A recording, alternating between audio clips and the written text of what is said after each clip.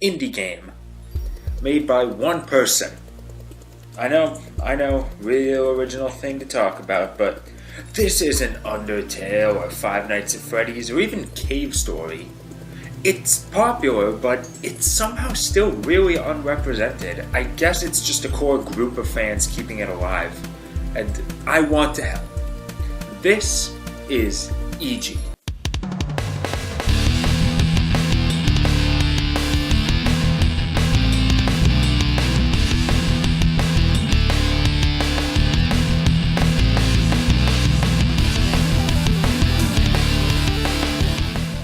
EG, developed by Daniel Ramar, is from a different era of indie games. Back in 2008, there wasn't nearly as much of a market for indie games. You didn't get them distributed on Steam or PSN, at least not without a publisher. That's good for the consumers because developers couldn't get away with charging for their games, no matter how good, so they're usually free. And perhaps most surprising, one female protagonist and 9 years later, there's still barely any porn. That's amazing, in a sense. E.G. Katizer is visiting her dad's research facility with her family when the building is attacked by aliens known as the Tazen.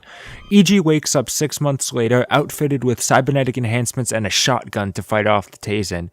Their powerful interstellar weapons have wiped out all of the researchers, so the only humans left are E.G. and her brother Dan, cut off from the outside world. Dan serves as mission control and he tells E.G. to negotiate with Tazen General Crotera. Dan begins the game ordering E.G. around a lot. She does need direction after being in a coma for half a year and being given a lot of new abilities, but it's overbearing. E.G. regularly mouths off to him for being so controlling. I think aggression over the sudden killing plays a part, to the point she disobeys Dan and checks out what's happening outside. That's when she discovers this Tazen attack wasn't isolated. A whole armada came down and attacked the whole planet. Armageddon has come and humanity is mostly extinct. This revelation kind of breaks her, but it gives E.G. the motivation to go on and save what's left. Before long, she finds Crotera. He's not up to being civil with the very good point of how many Tazen E.G. killed to meet him.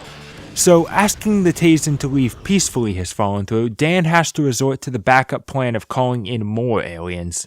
The Kamato are the peacekeeping force of the galaxy. The Tazen are on the run from them. Seems okay. Well, it seemed okay at the time, but the Kamato are no less violent.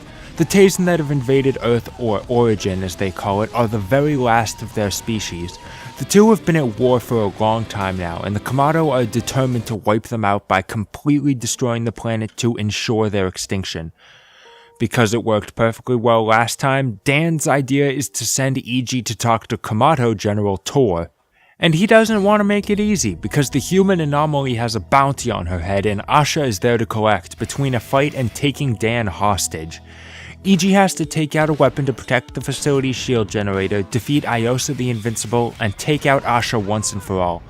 Just about the only thing E.G.'s got going for her is that Kamato and Tazen troops are also fighting each other, but even that doesn't last long as the Tazen get fully wiped out.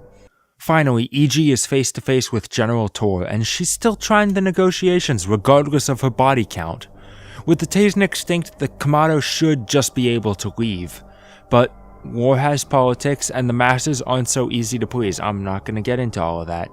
Point is, E.G. has to take down a giant Tor, and depending on whether you've played the game before, it's a hell of a struggle. Down and injured, Tor concedes victory and calls off the planetary strike, sending the Kamato away. E.G. saved Earth, but it's not much of a victory in its current state. That's the story, but the real special thing about E.G. is that it's not the end. Remember how I said Crotera won't talk to you because of how many troops you killed up to that point? Well, if you were going full pacifist, the outcome changes to reflect that. There's a lot of branches and different endings depending on your actions. Most of the characters are even hidden on an ordinary playthrough. It's worth playing the game like a video game initially, but go full pacifist the next time to dive a layer deeper. Maybe do a playthrough as a mass murderer for even more endings. It comes with a warning that there is a lot of dialogue, but it's paced and never overwhelming, and it does lead to a very developed world. That's not so hard when almost everything is based in this one location. That's probably the reason the fans are so hardcore. It's really easy to get invested. If you enjoyed these characters in a violent run, why wouldn't you want to play it again to try pacifism and see how that changes the interactions and the characters? The game itself is kind of hard to explain. It's a side-scrolling weapons-based platformer. It can be compared to Mega Man in that sense, but the action is purposefully stiff so you can't play it like that. The levels are open with a shitload to find. That's more for the replay books, but it's not like a Metroidvania. I guess you can consider the focus on story and option of pacifism reminiscent of Metal Gear, but there's not much in stealth unless I was just playing it wrong. It really is its own game. Because her weapon is so massive, EG's mobility is limited. She can jump well, especially after collecting jump upgrades, but she can't fire in midair. She can duck, making good use of cover is vital to surviving firefights, but she can't shoot while ducking either. Don't expect shooting while running. It's going to be imperative to master positioning to survive any of the later fights. But EG's got the arsenal to make up for it. 16 weapons, non-lethal variants sharing 6 ammo types. They've all got different uses, keep those reload and switch times in mind, and use them wisely. Level those Taisen and Kamado stats up. Despite being one person in way over her head, you only rarely feel under-equipped. Every once in a while I wish I had an arcing weapon and these spiders and flying drones can fuck off. Though I usually stick to just the shotgun and resonance reflector. I'm very conservative with ammo and they're both really handy. But there's only 8 weapon slots and you picked up the resonance detonator. Well, you can combine weapons together at certain terminals to make a more powerful variant. For example, the shotgun can be combined with the machine gun to make a semi-automatic shotgun, but it consumes machine gun ammo.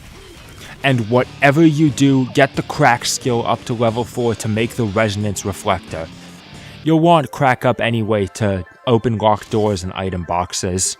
How about doors you can't crack? Kick them down! Just don't try it against enemies, you're never strong enough to make good use of it.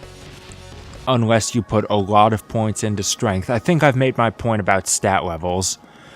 Collecting these blue nano orbs fills up an experience meter. The points earned are spent at these terminals to upgrade a stat. But there's a level cap during each level, so depending on the difficulty, you'll only get so many points. Really consider what's going to be useful. They all have qualities. Or challenge yourself and never upgrade anything. On a higher difficulty. Prove yourself to really Joel and their MLG father. So what about those doors you just don't have the footing to break down? Or those doors that require a stat well above your max? Well, some of them will require a weapon that can do the trick from afar, but others continue to elude. And that's because you don't know how to play. That's okay, neither do I. This game is a rabbit hole. It's not challenging to beat the game with basic techniques, but there's so much advanced stuff I don't even understand. You use those to find hidden items, which unlock other things, There's so goddamn much in this game. You've got your work cut out for you going for it all. I don't even know where to begin with any of it. Probably read the guide the developer put out, at least on repeat playthroughs. You don't even have to do that. This recording was my 4th time playing the game and I still haven't done anything other than a basic run. The game itself is just fun enough that I'm satisfied without going for anything special. I know, I'd enjoy it, but I haven't gotten around to it yet. So take the number of unique runs, multiply that by how many times you play the same ones for fun, you're gonna get a high number. It's a pretty damn amazing amount of content for a free indie game, though your mileage may vary. The presentation being great shouldn't surprise you given this was an indie game made by one person. The popular ones have great track records on that somehow. The characters are pre-rendered models reminiscent of Out of This World and similar games of the era. It hasn't really been seen since before hardware was powerful enough to run it at higher than 5 frames per second. It's not perfect. Levels look very similar and characters are small except this terrifying guy. Fuck! The music is fucking amazing. All of it, but General Tour's theme is a fan favorite.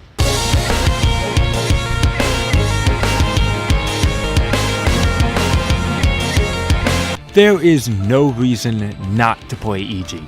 It's free, has low system requirements, runs on Windows all the way back to 98, though Mac and Linux will take extra work, and it's so much fun. You get as much out of the game as you're willing to put in, and there are very few games that can legitimately claim that. All you Undertale fans in particular, you can consider this game the progenitor of that kind of storytelling. That's historical value. And if you don't enjoy it, what did you lose? 3 hours? I think the ratio of how much you'll get if you like it far outweighs the alternative. Indie games are so much easier to recommend because they come with the assumption that you're helping the underdog. But Mr. Ramar hasn't made a cent off of this game, and that's really admirable that he hasn't gone back on that yet. So please, support him by playing this and his other games, and try out my favorite indie game. Okay, fine, I admit it. And if you're an artist, please love this game and draw more porn of it. I would love to see more EG.